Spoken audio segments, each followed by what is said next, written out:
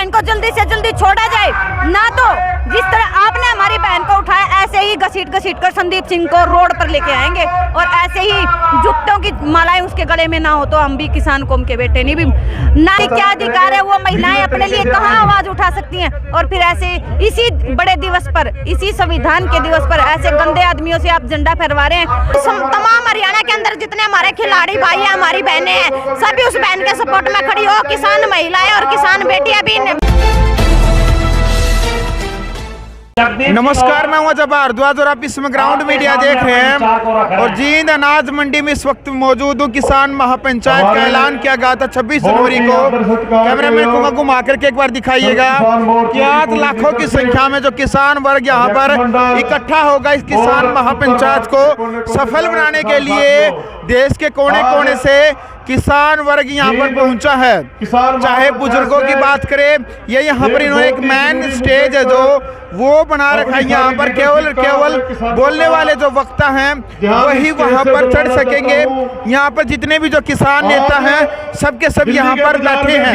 एक व्यवस्था बना रखी है यहाँ पर ये तरीके से। ये देख सकते हैं ग्राउंड मीडिया चैनल के माध्यम से आप सभी से निवेदन है कि वीडियो को भी ज्यादा से ज्यादा शेयर करें। देख सकते हैं बसें ट्रैक्टर बस भर के आने लग रही है। उस तरफ दिखा हुआ एक बार 20 रुपए किसान को मिल रहे हैं। ट्रैक्टर भर करके यहाँ पर आने लग रही है, बस भर करके यहाँ पर आने लग रही है। तो कई मुद्दे हैं, उन मुद्दों को लेकर के भी बातचीत करेंगे। हमारे साथ महिला किसान नेता कविता सरपंच और प्रियंका खरग्राम जी हमारे साथ मौजूद है। इनसे भी हम बातचीत करेंगे। एक बार राव जी थोड़ा को थोड़ा बहुत बड़े स्टॉक पर अडानी ने कब्जा कर लिया और इंडिया की मार्केट में गेहूं पर अडानी का कब्जा हो। राम राम जी। राम जी। अच्छा, सबसे पहले तो आज की जो किसान महापंचायत है इसका क्या उद्देश्य है? सबसे पहले तो आपके सभी दर्शकों को गणतंत्र दिवस की हार्दिक शुभकामनाएं। और रही बात इस पंचायत की, तो पंचायत का आज मेन उद्देश्य देखिए, आप सभी को पता पिछले 13 महीने हम रोडों पर बैठे रहे, बॉर्डरों पे बैठे रहे। तब सरकार ने हमसे कुछ वादे किए थे, लेकिन सरकार आप सभी जानते हैं वादा खिलाफी करती रहती है। हमारे जो 3 काले कानून थे वो तो सरकार ने वापस ले लिए थे, लेकिन जो हमारी MSP की गारंटी मुख्य मांग थी और स्वामीनाथन बिल लागू करवाने की मांग थी, उस पर सरकार ने कुछ नहीं किया, टस से मस नहीं हुई। इसीलिए आगे की रणनीति तय करने के लिए आज यहाँ बांगर की धरती को जहाँ राजनीतिक गढ़ माना जाता है, वहाँ किसानों का गढ़ बनाने के लिए एक किसान महापंचायत रखी है, ताकि अहम फैसले लिए जाएं और दोबारा से फिर कुछ ना कुछ बड़ा किया जाए, ताकि सरकार फिर से झुकाई जा सके और MSP और स्वामीनाथन बिल को लागू करवाया जा सके। तो आज 26 जनवरी को संदीप सिंह है जो हरियाणा के पूर्व खेल मंत्री रहे हैं, क्योंकि अभी तो उन्होंने फिलहाल इस्तीफा दे रखा है, क्या कहना चाहेंगे? आज उन्होंने तिरंगा झंडा लहराया है, तो महिला कोच ने उनका विरोध किया है, जो पुलिस प्रशासन ने महिला कोच को उठा लिया है। यौन उत्पीड़न का जो आरोप है संदीप सिंह के ऊपर है, एक महिला जो खिलाड़ी उन्होंने लगा रखा है। देखिए, सबसे घटिया सरकार है जिसमें 40 सांसद बलात्कारी हैं। जब 40 सांसद बलात्कारी हैं तो मैं उनसे ये पूछना चाहती हूँ, आप तो पहले से ही इस जो हमने एक माननीय कुर्सी बनाई हुई है MLA MP सांसद की, उस कुर्सी को गंदा कर रहे हैं। और अभी जो करंट में मुद्दा चल रहा है खेल मंत्री संदीप सिंह जी का, वहां पर यौन उत्पीड़न के जिनके ऊपर आरोप लगे हैं और उन्हें सस्पेंड किया हुआ है, सस्पेंड किया और फिर उनसे तिरंगा झंडा लहराया जा रहा है। अरे हमारे देश की जो आन बान शान है तिरंगा, उसे ऐसे गंदे व्यक्तियों से फहरवा रहे हैं। मैं सरकार से कहना चाहती हूँ, ऐसे गंदे व्यक्तियों को तो हमारे तिरंगे की तरफ हाथ भी नहीं करना चाहिए। और जब वो तिरंगा फहरा रहे हैं और हमारी एक महिला कोच ने, सीएम साहब का कहना है कि अभी तक आरोप लगे तो स्वीकार नहीं हुए। वो आरोप लगे हैं ना कुछ तो हुआ, तभी तो आरोप लगे हैं। तो कह रहे कि राजनीतिक षड्यंत्र भी हो सकता है। अरे राजनीतिक षड्यंत्र तो आप लोगों ने कर दिया हमारी महिलाओं की, बेटियों की तरफ। कोई भी बलात्कारी उसे संसद में ठोक दिया, कोई भी बलात्कारी है उसे MLA MP बना दिया, कोई भी बलात्कारी है उसे अध्यापक तक बना रहे हैं आप। मैं आपसे ये पूछना चाहती हूँ, आप राजनीति नहीं कर रहे हैं क्या?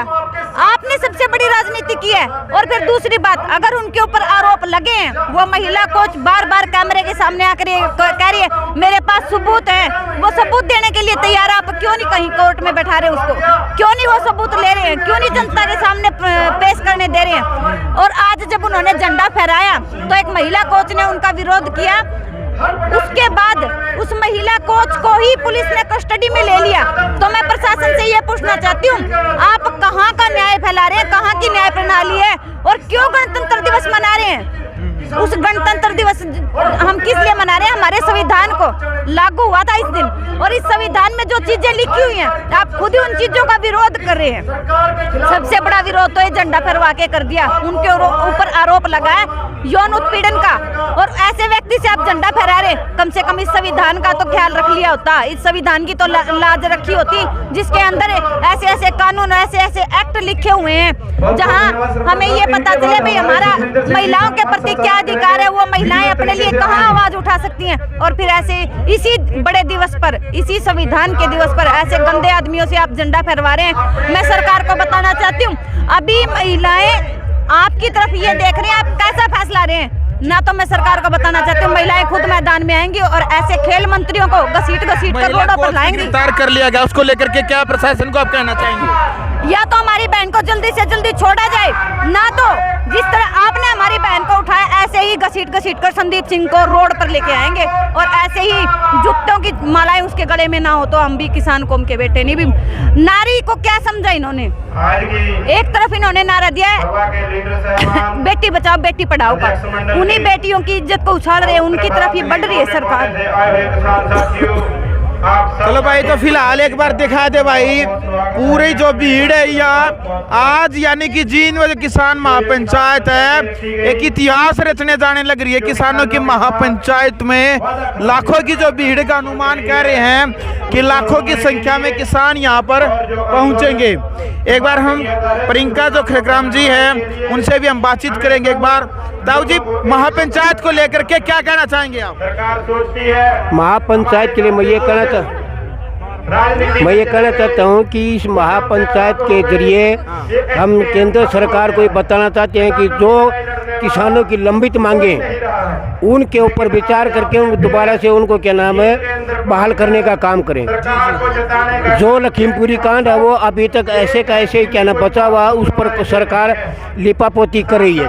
दूसरा, अभी भी नया मामला जो पहलवानों का है, पहलवान क्या नाम अपने बिल्कुल प्रूफ के साथ ये दे रहे हैं, इसलिए क्या नाम है सरकार अभी इन्होंने लिपापोती इस पर भी करी है, क्योंकि जो सचिव है तोमर उनको तो इन्होंने बर्खास्त कर दिया है। अभी ब्रजभूषण की क्या नाम बारी है, शायद हमें उम्मीद है कि इसमें पहलवानी की बहुत बड़ी जीत होगी और जल्द ही ब्रजभूषण को भी क्या नाम बर्खास्त कर दिया जाएगा। तो भाई सुबेश सिंह थे हमारे साथ। बहन जी, आज जो प्रकरण है संदीप सिंह ने जो तिरंगा झंडा लहराया उसको लेकर के महिला कोच ने विरोध किया है।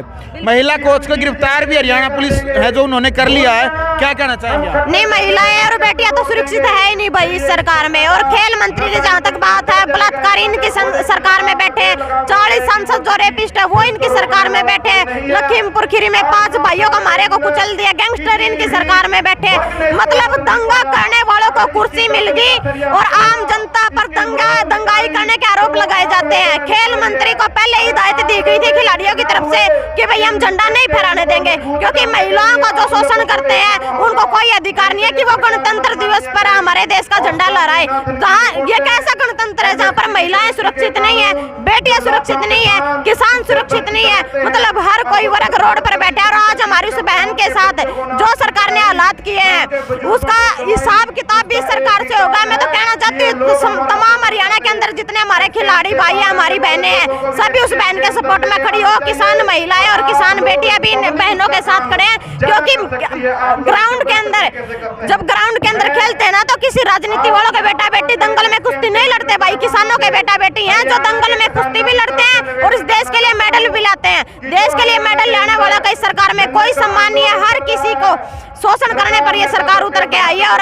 आरोप जो है आम जनता पर लगाती है। जी भाई, आज की जो किसान महापंचायत है, क्या लगता है आज को एक नया इतिहास रचने जा रही है? नहीं, नया इतिहास तो बिल्कुल रचेंगे, क्योंकि 2 साल पहले किसान 13 महीने तक दिल्ली के बॉर्डर पर बैठ कर आए थे। 9 दिसंबर 2021 को सरकार के साथ लिखित में यह समझौता हुआ था कि तुरंत प्रभाव से सारी मांगे मान ली जाएंगी। लेकिन सबसे बड़ा मुद्दा जो एमएसपी का, सरकार ने अपने सरकार के बंदे एमएसपी की कमेटी में ले लिया और किसानों के साथ बड़ा धोखा करने का काम किया। हमारे 40 मेंबरी संयुक्त किसान मोर्चा से एक भी मेंबर एमएसपी की कमेटी में नहीं लिया गया।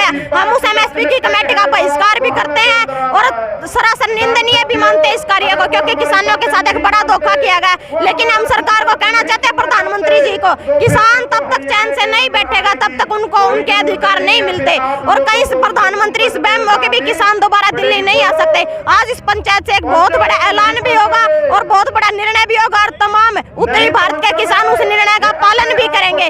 जैसा ही यहाँ से संसद मार्च का ऐलान होगा तो सभी किसान उस पर फूल चढ़ाने का काम करेंगे और दिल्ली कुछ भी करेंगे। अब की बार बॉर्डरों तक सीमित नहीं रहेंगे किसान, अब की बार डंका संसद के अंदर बजाएंगे। दिल्ली की सड़कों पर सरकार होगी और संसद के अंदर हमारा संयुक्त मोर्चा बैठेगा। जी तो भाई देख सको, वही जुनून वही जोश है आज भी किसान नेताओं में, किसानों में। कह रहे हैं कि आज यदि जब तक सरकार एमएसपी का जो मुद्दा एमएसपी लागू नहीं करेगी, जब तक हम पीछे नहीं हटेंगे। ये एक शक्ति प्रदर्शन यहाँ पर आप देख सकते हैं, ग्राउंड मीडिया चैनल के माध्यम से एक शक्ति प्रदर्शन है। वीडियो को ज्यादा से ज्यादा शेयर करें ग्राउंड मीडिया के लिए। अपने कैमरामैन शौकीन के साथ मैं जब भारद्वाज। राष्ट्र निर्माण की जानकारी के लिए ग्राउंड मीडिया चैनल को सब्सक्राइब करें और शेयर करें।